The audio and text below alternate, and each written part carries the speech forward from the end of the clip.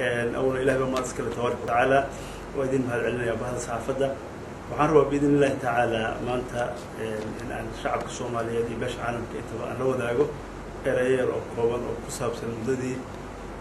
دارد وشنطة بلاد هاد وأفضل كل إيهستي حقيقيا حنروى أولا نرتو إلى هذا عليو لما شعب الصومالي يدي مسؤولينتي صوماليين وكحماتي وحالي اللي ورد رقمي سيدي اللي وسمي بيش سيدي دا سودان يكون سنة كورونا الماضي أنا بوصف راحة ومقالة مقدشو قرونك آدن عدى سفر ترانسيدا كواحة قواشد اللي قبطي دولة فدرال كأه شعورتي أي كموجية شعب الصوماليات كارهان رجوبلان دل يدود iyo مسؤولين بدن الصوماليات ولو ربنا سجارة ومهد عليه مدحونها دولة بطلان ولكن سعيد عبد الله الدني يحل بان فقي ورنتي قديد السجارة وجحد لي أديت مهد عليه يعني لما المسؤولين الشعب انتبه ذاتك الصوماليات نفتي وحل ورا رقمي أنت سكدب أنا وعف مقبا الحمد لله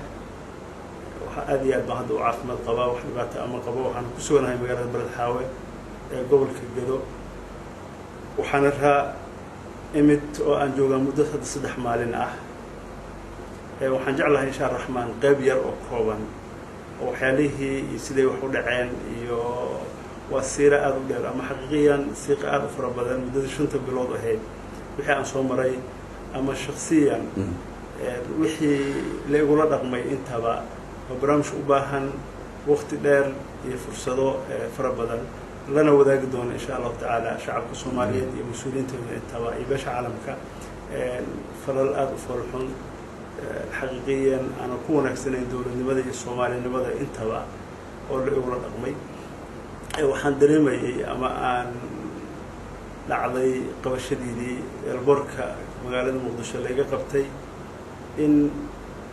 سيكر دون الله حظي لقينا لقي قف دنبيلة ودنبي الله يستود الشعب اللي هبرو كان وحير نوع سكلته محارب أنا حسوسي شعب الصوماليين قف كستوعد في مغلها ينتبه شخصيا عبد الرشيد هان وحا مقدشة تجي قوشيدي الكحر بيش الحال واتني تدمدي دي أنا كنت جي مقالة كسماية عاصمة ملقاك جبلان وحا قرونك يوصلوا يحلبانو يوسيرو دولة فدرال الصومالية كمداه waxaan degay xarunta nabasuuda qaranka Soomaaliya waxaan joogay ilaa bishii 7 waxaan la kulmay madaxweynaha dawladda federaalka Soomaaliya Maxamed Abdullaahi Farmaajo muddo laba jeer ah oo loo mid waqti kamid ah jaanis aad u dheer aan isku helnay madaxweynaha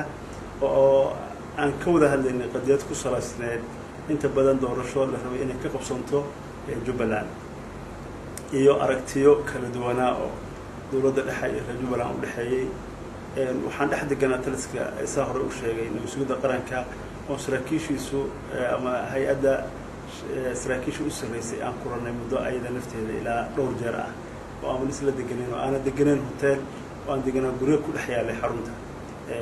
hay'adda nabasuuda waxaan ka soo tagay bishii 7 sidaan horeyba u eray 8deedii waxaa dib la igu qabtay aniga oo safar ah xamar ama muqdisho garoonka aadan cadde bishii 8 Suudaan koodeedii bishii 7 marka haaf kamid ah waxa soo disle bishii 7 haaf kamid ah iyo bishii 8 oo Suudaan koodii ay ku ekeen mareysay oo la qabtay miyaan dambiilo ku noqday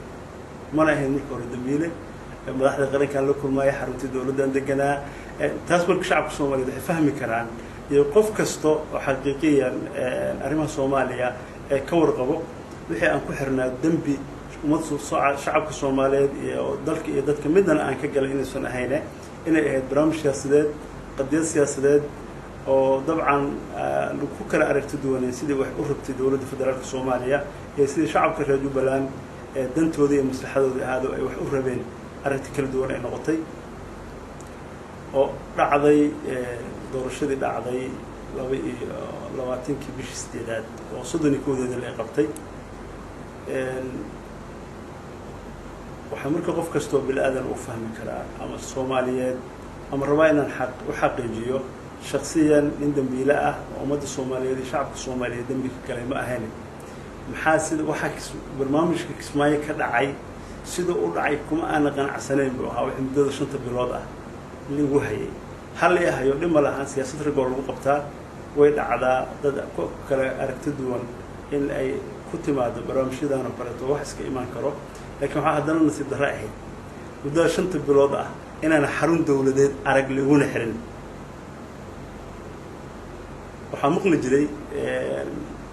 markii burburka dhacay inta badan dadka shacabka Soomaaliyeed gobolada magaalada Muqdisho ku xirnaayeen oo ganacsigooda ay ku xirnaayeen waxaa maqli jiray ninkii hebel ahaa oo ganacsadaha ahaa bakaara dad Soomaaliyeed hantidooda oo ku dhintay oo afduub baa guryo loogu haystaa dad shacab ay leeyihiin baa maqli jiray xilligii baa dhici jirtay taasaa dhici jirtay qaybo ka mid ah waxaa markii soo baxday in aanay markii la qabtay aan igeynin wax xarun dawladeed ah hal maalin guryo madaxda dawladda ay tagi karin xaqiiqiyan riski ah dad shacab oo Soomaaliyeed ay dhisteen xaafado duur ah ku yaalo dawladdu aysan kontroolin baa usbuuciyaba guri la igeynayo lagu hayay ma garan karo waxa la igu wareejinayay dabcan guryo xaafada xamar ku yaalo oo inta badan waliba kamid ahaa guri lagu hayo inta badan xaafada Hurwaaba ahayd kolba maalba guri in la igeeyo waxa maxkamad la igeeyay si shacabka Soomaaliyeed loogu qanciyo inaan dambi leeyahay bish sagaalaad lixdeedii markaan 36 casho xirnaa kadib bish 16 36 casho markaan xirnaa kadib waxa la igeeyay guri waxa la igeeyay maxkamad gobolka Banaadir waxa cajiib ahayd eedo waxaa jirtay 2015 barnaamij siyaasadeed ku salaysnaa inta badan oo la ii soo jeediyay eedeyntaas horey la igu soo jeediyay waxay maxkamadda gobolka Banaadir iyo xeer ilaalinta qaranka ba xireen bishii afraad soddonkeedii sida inta badan ummadda Soomaaliyeed ay arkeen oo fayl dacwadeedkaas ay xireen ay xirtay maxkamadda gobolka Banaadir iyo xeer ilaalinta intaba waxa cajiib ahayd in isla gudoomiyihii gobolka maxkamadda gobolka Banaadir oo bishii afraad warqadda qoray isla asagii anigoo la igu eedeynay isla barnaamijka asaga ah la igeeyo oo gudoomiyihii naftiisa uu yaabo cidda ay ka timid in warqadaas la qoro barnaamijkaas barnaamij siyaasadeed ahaan uu ahaa madaxda dalka u sarreyso oo xeer ilaalinta iyo maxkamadda intaba kala hadashay in wixii eedeyntaas la iga qoray shalay ay gardarro ahayd barnaamij siyaasadeed uu ahaa dulmi uu ahaa maxkamadduna ay xirtan gal dacwadeedkaas wixii ka dambeeyay xilligaas markuu arrintaas dhacday kadib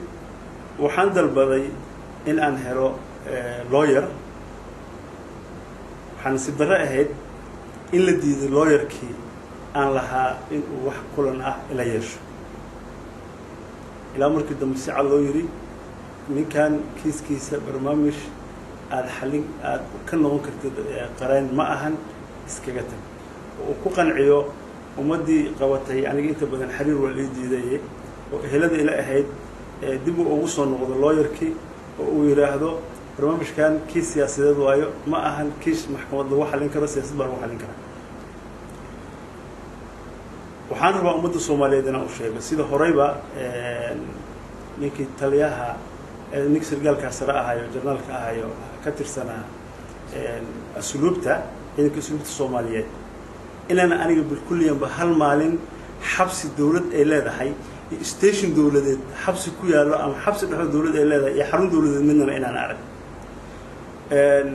waxaan kaloo rabaa inaan xaqiijiyo taliyaha ciidanka booliska Soomaaliyeed waxaan rabaa ummadda inaan u xaqiijiyo meel aan ku xiranahay kuma soo rag wasiirka amniga oo isku bahda ahayn ma uusan ogeyn meel aan ku xiranahay shakhsiyaad yar oo kooban oo taliyaha nabadgelyada qaranka Fahad Yaasiin kullane oo baawar aad u fara badan dabcan shaati qabiil baa lagu siiyay aan dhihi karo oo ama ku xirtay ama wixii dawladda iyadii naasabadan ay ku burburtay in raad badan oo kamid ah ayuu ku shaqeynayo aragtida ay muuqanayso in qofka saddexaad oo barnaamijkaas ka warqay wuxuu ahaa Saadiq Joon oo ah jarnaal Saadiq Joon oo ah taliyihii qaybta gobolka Banaadir saddexdaas nin dabcan waxaan hubaa ra'iisul wasaaraha dalka Soomaaliya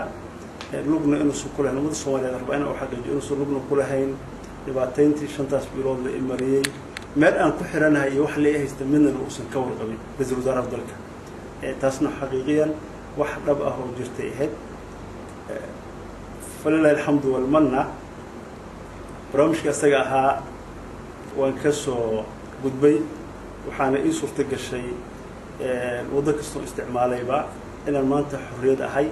joogo deegaanada Jubbaland degmo ka mid ah ku suganahay buulahawo dhex jooga ciidamada daraawiishta dowladda goboleedka Soomaaliyeed ee Jubbaland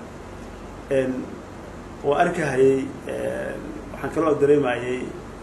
taliye-ku-xigeenka ciidanka booliska Soomaaliyeed General Sakiya hawareerta waay aniga oo gabar hawareerta waayo mar raba inaan ku fogaado laakiin waxaan rabaa inaan xaqiijiyo labada jeer idaacadda ay ka hadashayba marna axwaashiida kama soo warqabin markasto waxaan rabaa in aan telefoon loo soo diray ama loo yeero u tagto dadka systemkaas gacanta ku hayay loo diray inay idaacadda ka hadasho laakiin aysan ka warqabin system aan ku xiranahay iyo meel aan ku xiranahay iyo wax lagu haysta midna hawareerta marka oo cudur daaraya dhimale biidin Ilaahi tacaala mar raba inaan ku fogaado dabcan intaas markaan ka soo gudbo waxaan aad uga xumahay waxa maanta ka jiro gobolka qayb ka mid ah gaar ahaan degmooyinka Balaxaw Doolow iyo Luuq Balaxaw iyo Luuq markii koonfurta Soomaaliya oo dhan ay argagixisadu qabsatay 2008 waxaan maleynayaa Doolow ay ahayd degmada kaliya ah oo koonfurta Soomaaliya ku taalo oo shabaab ka badbaaday waxaan dib ugu abaabulnay ciidamo Soomaaliyeed oo dowladda TFG ama dowladda kumeelgaarka Soomaaliyeed ka mid ah hoos yimaado ciidamo qaran ah ciidamo dowladeed ah waxay ciidamadaas xoreeyeen Balaxawo bishii 3 shanteedii aan Balaxawo qabanay bacda shiddo tacab dagaal aad u fara badan iyo caqabado fara badan oo soo maray kadib magaalada dib waxa loo qabtay shantii bishii 3 Luuqna waxaan qabanay 7 bisha kadib Garbaharey ay ciidamadaas qabteen oo caasimadii gobolka ah ama xaruntii gobolka ah waxay ku sugnaayeen muddo badan weeraro badan iyo dagaalo badan oo hajuun ah oo cadawgu ku sameeyeen oo iska difaaceen waxa koonfurta Soomaaliya aan ognahay 3 magaalo isku furan oo shacab iyo mas'uulba si nabad ah loo mari karo waxa ka jiro Balaxaw Doolow iyo Luuq oo gaadiid intii loo kala raaco cabsi la'aan lagu maraayo jidkeeda intii ayadoo nabad ahayd maanta inay dawladdu nabadda ka qaado oo mas'uuliyiinta dawladda u sareeyay ay ku fikiraan in shacabka Soomaaliyeed iyo hay'adihiisa samafalka ka dhex shaqeynayay oo ummadda Soomaaliyeed bulshada oo dawladda looga baahnaa qayb badan oo kamid ah u hayay shacabka Soomaaliyeed in khalkhal la geliyo oo shacabka la dhibaateeyo oo hadda dhimasho jirto oo dhac uu jiro oo shacabka khalkhal la geliyo intaasna xaqiiqiyan waa arrin aad uga xumahay waxaana dabcan mas'uuliyadeeda qaadan doono madaxda Soomaaliyeed oo go'aansatay in dal nabad ah ciidamo Soomaaliyeed ay joogaan oo daraawiishta dowladda goboleedka Jubbaland ay leedahay khalkhal intaan la eglageliyo oo dhibaato intaan la lagu sameeyo iyadoo waxa la dirahay ay tahay hebel baa nacbahay waxa guul darro ah hebel baa nacbahay ama hebel baa nacbahay in shacab Soomaaliyeed noocan loogu galo arrin xaqiiqiya aad guul darro ah waxaan shacabka Soomaaliyeed la wadaagi doonaa muddadii aan joogay Muqdisho oo koobneed oo aan horey uga hadlay oo madaxweynaha dalka dowladda federaalka Soomaaliya aan kulanay muddada 2 jeer ah muddada dheerna aan kulanay waxaan rabaa inaan xasuusiyo shacabka Soomaaliyeed muddada yarkeed hadda usbuuca ka yar oo ciidamadan la keenay degmooyinkii amniga ahaa oo nabadda ahaa oo 2011 la xoreeyay oo cadawga laga fogeeyay oo nabadda haysatay waxa hadda dhacday in magaalada degmada Luuq oo kale akaaro oo xarad ciidanka ay ka shayso oo magaalada gudaheedii ah istaalkeedii in shabaab daawo ka rartaan sababtuna ay tahay rag ilaalinayay oo yaqaanay oo cadawga meesha uu soo marahayay yaqaanay iyo systemkay wax ku ilaalinayeen oo dhan baa meesha laga saaray Doolow oo amniga ugu badan uu ka jiray gobolkana dhimasho iyo dhaawac waa ka dhacay waxa dhacday Balaxawo in shacabka Soomaaliyeed xarurtooda cashooyinka u karsanayeen digsiyadii in dabka lagala daway askaro cunto waxay ku noolaayeenna ama Balaxawo amniga ay haysteen iyo Luuq iyo Doolowna oo damayn sanadii hadda ugu dambeeyay waxaan filayaa mid ay marqaati ka tahay beesha caalamka gaar ahaan hay'adaha samafalka ka shaqeeya iyo bulshada Soomaaliyeed ku nool intaba waxay ahayd mid marqaati madoonta ah oo qof kasta Soomaaliyeed uu og yahay amniga ka jira degmooyinkaas waxaan rabnaa shacabkayaga tiro badan iyo dhib badan baan soo marnay waxaa joogay ciidan akhlaaqiyan aad u wanaagsan ciidan Soomaaliyeed ah waxyaalaha xataa muqaadaraadka ah oo inta badan askarta Soomaaliyeed isticmaasho aysan dhici karin askari barnaamijka isticmaalahay oo ku dhex noolaada ciidamadaas waxaa dhacdo waxyaalaha hadda shacabka Soomaaliyeed gaar ahaan degmooyinka ka dhex dhacay kamid ah maqaayadaha cuntada lagu karinayo intii la soo galin la yiraahdo xashiish iiba ma haysa khamri iiba ma haysa ayadoo biyo lagu dari jiray arki jirnay ayadoo seeka aan maanta haysan la isku bishaareeyo oo qoryo askari qori jiidahay oo magaalo dhex marahay oo qoriga intuu gafoor ka qabtay dhulka ku jiiday wallahi waa wax nasiib darro oo aad looga xumaado waxaana barnaamijkaas ayada mas'uuliyadda qaadi doono madaxda dawladda federaalka Soomaaliyeed oo ku fikirtay arrintaas ayada ah waxaana rabnaa in aan xaqiijiyo in aan shacabkayaga ku fiirsanin dhibaato wada xawo لو تكون كويت وين كمان كان قبلين واحد مقالة عن سنة شباب دفاع عن مدح الشباب كلنا نسكت تبي وحن قاعد لي وحن كنا شعب كي وكنا لهاي إن أوقات كيسكرين مركان حرين تسكبر كسبيني حروا إن حقيقيو إن مرنا نقدر قادمين وح كرعي سيستم كان وح للقضية على قش صارها يومين دي يوم محب هذه شر الشباب عدو أحيان وشعب الصومالي إن كلا تعالنا عن سرني هذه عدو كدوان ولمد شعب الصومالي اللي جوسي داير رباطين يوم مسؤولين تؤهين مرة ما أقبلين إن دريتان كان نجا يدور النوادة ندا يروح عن كسر سنة إن لو عيار منهم ونحق يجر ربا إن أدبوا حنا روح معي إن دليل الصوماليات وعدو جودو وبنان كتاجية أو دلك أمن درك جرته وعدو شباب ليرا وهجت إن ما أنت أيك دبل إسكوب الله يو أدي الأهنا روح معي وحكلوا نصيب درعة مقالوا شو أنا أكو حرنا شنتي برودة أن أفضل كل جوه استعمال استبعتك كده عنه أن قفل جدلين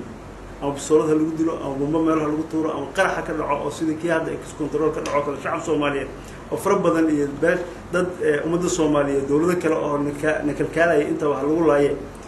وحقيقة إن أمنية مقالة مقدشو وزيرها أمد الصومالية إذا فهم يسوي أكتها ومقدشو يأفقوا يصدق كيلومتر دولة كنترول لا صدق كيلومتر أفقوا يسكدا مقدشو جده دولة كنترول لا هل جد أو كلا حرال أو قف مسؤول قف عن هي الأصول مريكين أفراد تكسر عن دبعت كدعم قبل يدمون النبض أهنا أمنية اللي قادوا برامج كان لسمي تاسنا وحرنا أمد الصومالية يباشا عالم كأنت بقى وحيالها دعها يو ومسؤولين الدولة الصومالية وهذا ذلك الملاحظة كأي كل فكرة يعني وحرمنا 2020 إن جارنا قفنا جارك تدون وأنا ترين بارنا تاسنا نضل نقول سين الدولة نلو أهنين أديات بما سنتين وحرم أمد الصومالية إن أحقيقي إن لو ذاك الدونه من بداية إلى النهاية أما دمات إلى بلو شنتي بلود وحلا يقول ربي أديات بما سنتين يقدر ده كحنا أنت